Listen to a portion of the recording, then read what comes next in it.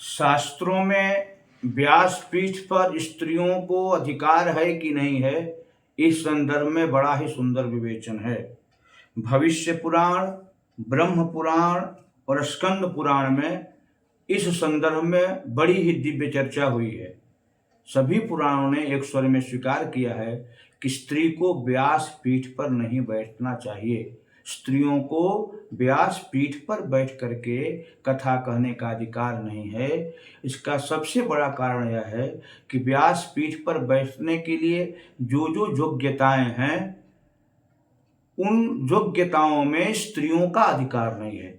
जैसे जनेऊ धारण करना है, संध्या बंदन आदि वेद मंत्रों के साथ करना है, वो ब्राह्मण हो, विप्र हो, विचक्षण हो, धीर हो, जनेऊधारी हो, आदि आदि, उसमें स्त्रियों का अधिकार नहीं है।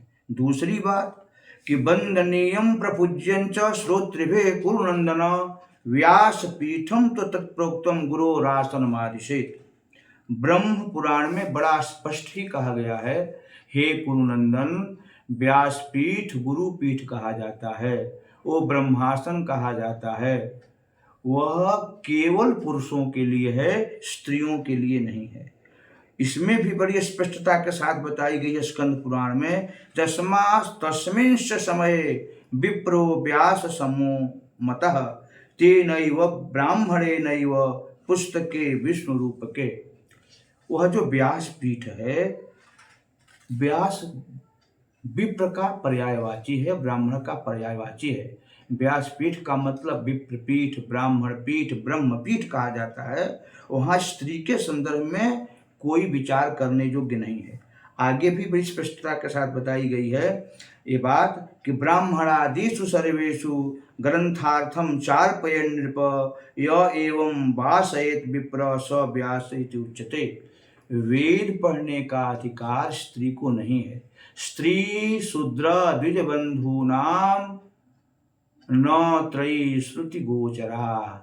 स्त्री को, शूद्र को, पतित ब्राह्मण, पतित क्षत्रिय और पतित वैश्य को वेद में अधिकार नहीं है। और वेद का सार ही श्रीमद् भागवत आदि महापुराण है।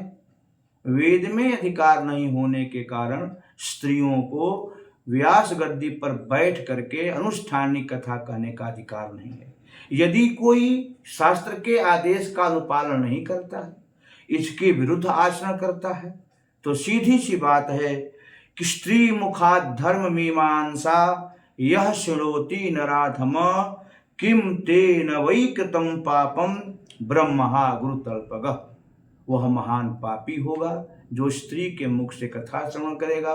ब्रह्म हत्या, गो हत्या, वेद हत्या और अपने से पूज्य स्त्रियों के साथ, पूज्य जनों के घर की स्त्रियों के साथ शारीरिक संबंध स्थापित करने के जितने बड़े बड़े पाप होते हैं, सभी पाप केवल स्त्री के मुख से कथा श्रवण करने मात्र से मिल जाते हैं। इसलिए किसी भी स्त्री को, चाहे वो कितनी भी बड़ी विदुषी क्यों न हो, उसके मुख से कथा नहीं सुननी चाहिए, उसको अपना व्यास और आचार्य नहीं बनाना चाहिए।